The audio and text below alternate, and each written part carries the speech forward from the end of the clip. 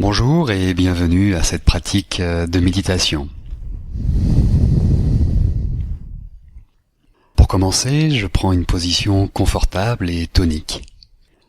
Le dos plutôt droit, les épaules dégagées, la tête légèrement relevée, afin que l'air circule au mieux dans mon corps.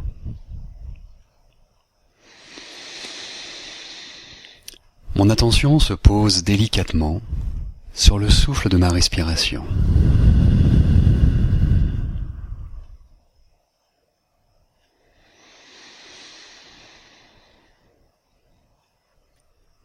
Aujourd'hui, la pratique a pour thème les pièges courants de la pratique de méditation.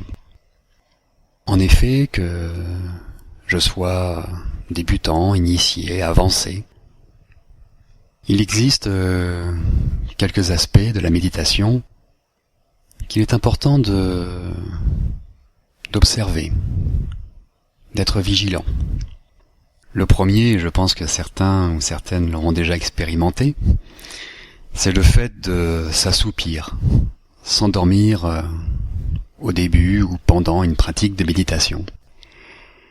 En effet, le fait de prendre une position confortable et de se détendre favorise bien sûr un relâchement corporel, physiologique et bien sûr au niveau de notre activité mentale, cérébrale. Nous pouvons bien sûr, chacun de nous peut ressentir des effets plus ou moins somnolents.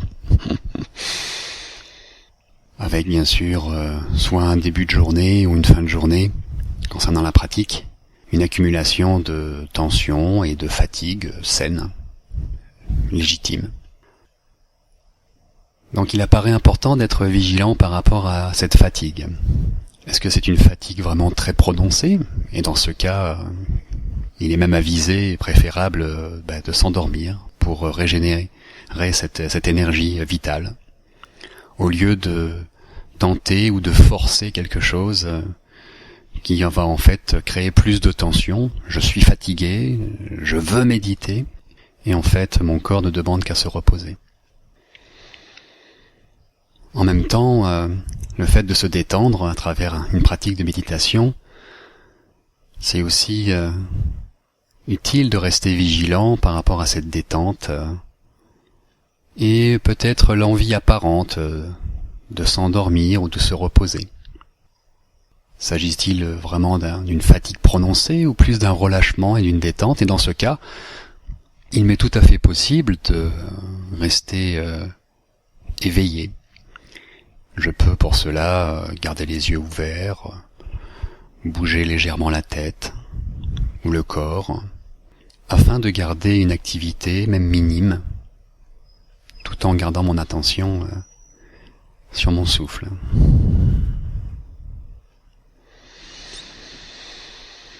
Donc le premier piège est à rester vigilant, c'est cet aspect d'assoupissement, de somnolence pendant la pratique.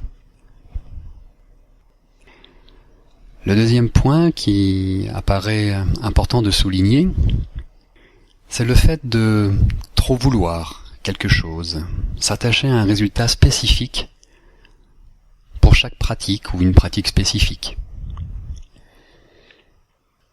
Aujourd'hui, je veux pratiquer la concentration, l'attention, la compassion, la présence. Et il me semble que j'y arrive ou que je n'y arrive pas tout à fait, ou même pas du tout aujourd'hui. Et cela vient occasionner bon nombre de pensées et bien sûr d'émotions et de sensations plus ou moins perturbantes, contradictoires et qui nous font ressentir un état qui va peut-être à l'encontre des bienfaits de la méditation.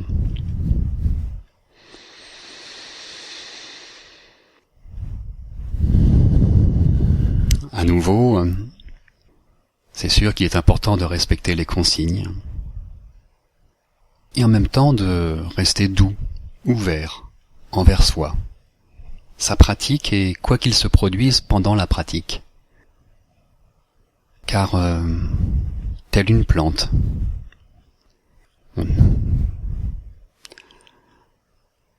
pour laquelle nous avons préparé un terrain, fertilisé la terre, on semé une graine. Nous savons que la plante, il s'agit d'une rose ou d'une autre type de plante, et qu'elle va pousser. Maintenant, de quelle manière va-t-elle pousser? Quelle sera la longueur de sa tige? Sa couleur exacte? Le nombre de ses pétales? Qui peut vraiment le savoir? Cela se découvre au fur et à mesure de l'expérience que nous en faisons. Il en est de même pour la méditation et comme tout type d'entraînement.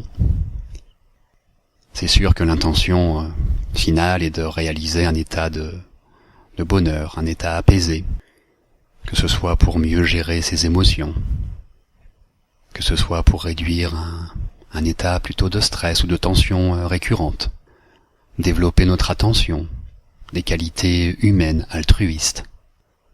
Encore une fois, chaque méditation compte, et chaque pratique vient enrichir cette expérience de méditation, quelle qu'elle soit, quoi qu'il se produise, et quelle qu'en soit la durée, que ce soit 5, 10, 15, 20, 30 minutes, voire plus. Ce n'est ni une question de temps, ni de rester attaché à un résultat spécifique. Les bienfaits vont se développer par eux-mêmes, à travers votre pratique, et parfois même sans s'en rendre compte. Et c'est notre entourage qui nous le signifie par un changement d'attitude, que nos proches, nos collègues peuvent observer. Et nous-mêmes aussi, bien sûr, nous pouvons ressentir le fait de peut-être relativiser les événements plus facilement, de vivre des circonstances récurrentes qui auparavant nous tracassaient, nous perturbaient, et aujourd'hui nous les abordons certes avec encore de l'effort, et en même temps cela nous paraît plus simple, plus facile.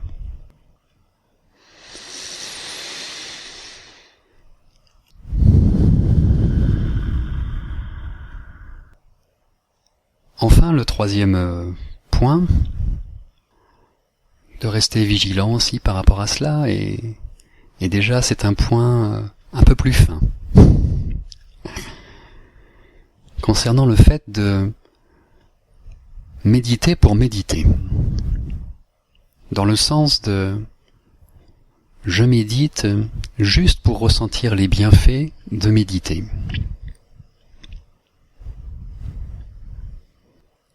C'est sûr que nous sommes tous à la recherche du bonheur, et nous assimilons souvent plaisir et bonheur. Et aussi, il apparaît, cela se ressent, que la pratique de méditation elle-même procure des bienfaits d'apaisement, de calme, d'attention, d'émotivité, de sensibilité. Et au début, nous pouvons être bien sûr tentés de rechercher et puis de revivre ces états pendant la pratique. Et nous voilà à reméditer, méditer.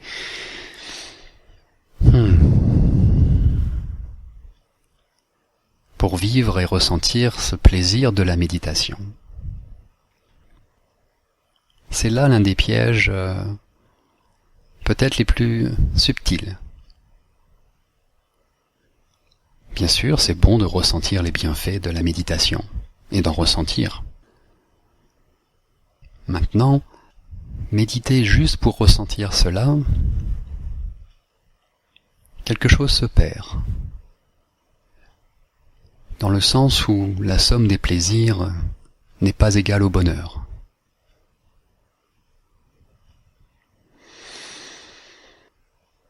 Je peux accumuler beaucoup de plaisir sans vraiment réaliser un état de calme pérenne à travers l'ensemble de mes activités quotidiennes et en relation avec mes proches, mes collègues, mes amis, ma famille.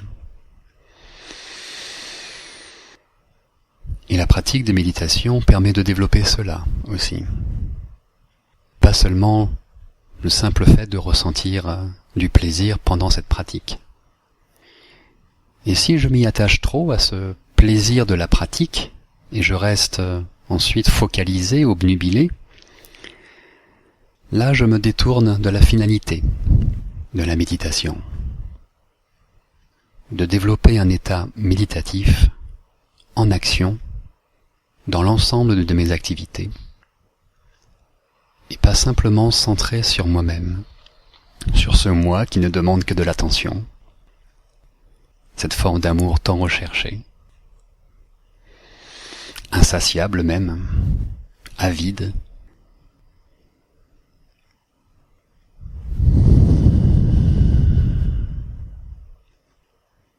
Ainsi, méditer, oui, méditer pour méditer, cela se peut aussi, bien sûr, de temps en temps, et c'est même favorable de développer déjà un bien-être personnel, afin, surtout, que d'autres puissent en bénéficier à travers nos activités, car eux-mêmes en relation directement, plus ou moins directement, avec nous. Et durant une méditation, les émotions, la sensibilité se développent, et il peut apparaître aussi de ressentir des états passagers qui peuvent nous surprendre,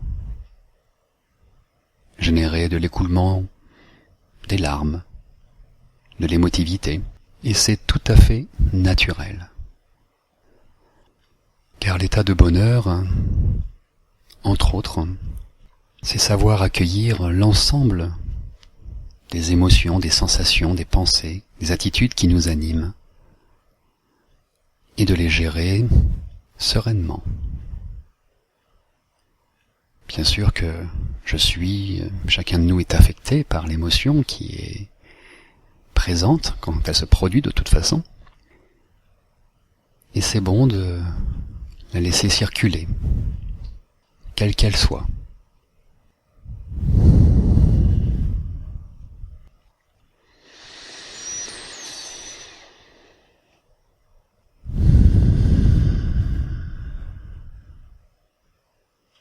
Enfin, l'un des derniers points concernant les pièges de la méditation peut-être serait de varier ses activités. Car évidemment quand je découvre la méditation, c'est bien fait, je peux vouloir concentrer toute mon énergie à profiter, à réaliser ces bienfaits immédiats. Au point peut-être parfois de laisser de côté ou d'oublier d'autres activités physiques, sociales, qui contribuent à un équilibre global de ce que je suis. Tel un sportif qui aime pratiquer la course, le vélo, à trop pratiquer, cela peut être à un moment donné nuisible physiquement, nuisible socialement. Et à ce sujet, il en va du bon sens de chacun de doser à sa manière, sa pratique. Surtout en qualité, bien sûr, d'attention, de présence, et de quantité aussi. À nouveau, que se passe-t-il quand la plante est trop arrosée ?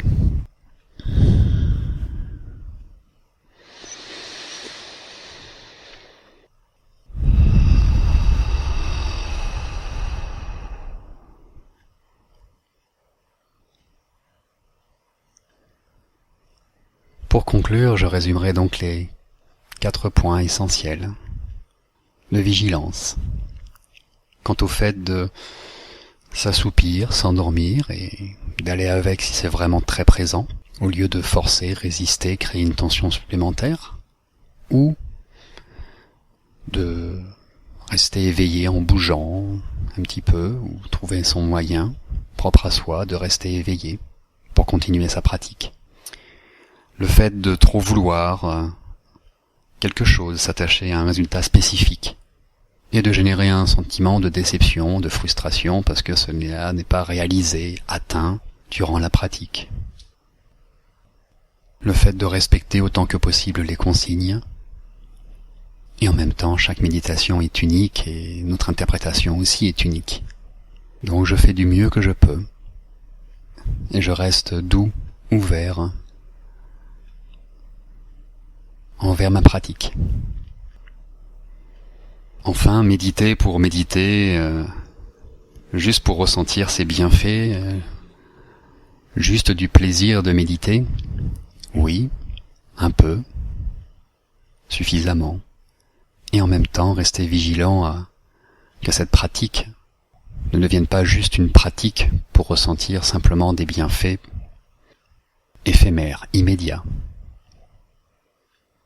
Une pratique qui s'inscrit dans une continuité, un développement personnel, une envie d'évolution, d'épanouissement, de transmission, de vivre une vie épanouie, en relation avec ses proches, ses amis, ses activités sociales, son travail.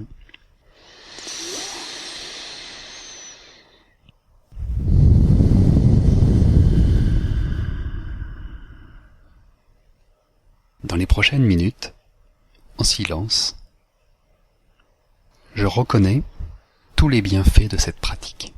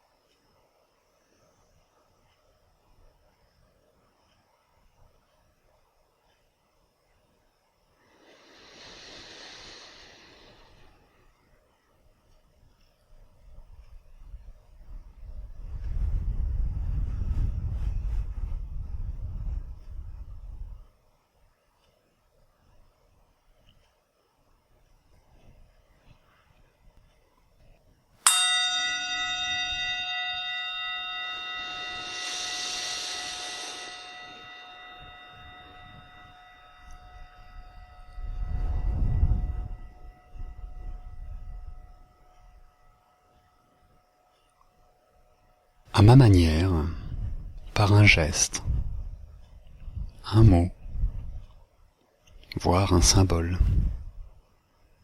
j'intègre tous les bienfaits de cette pratique. Et je dédie cette méditation aux personnes de mon choix.